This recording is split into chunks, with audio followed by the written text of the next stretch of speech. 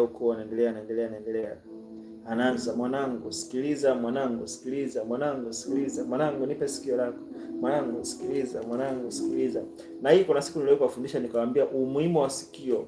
Nikawaambia angalia hizi hekima zote. Hekima inaanza kwa kusikiliza. Baada ya hapo unaenda kuapply kile ulichokisikiliza. Ndipo hekima ina manifest. Hekima haionekani kwenye ukimya.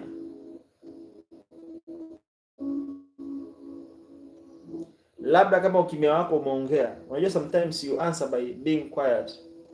Pale umeongea pamoja na kwamba umekaa kimya, ila ni umeongea. Kwa hivyo sawa, hekima inaweza kuexpress. Kwa sababu Biblia inasema kwamba ukimya wa mpumbavu, yaani mpumbavu kuna wakati ukimuuliza jambo akikaa kimya inahesabiwa kuwa hekima kwake. Lakini hekima inaonekana katika uongeaji, katika maneno. Hekima inaonekana katika kutenda. Kwa hiyo ukikaa tu wado hivi hatuwezi kuiona hekima yako, kwa sababu hekima ipo kwenye actions.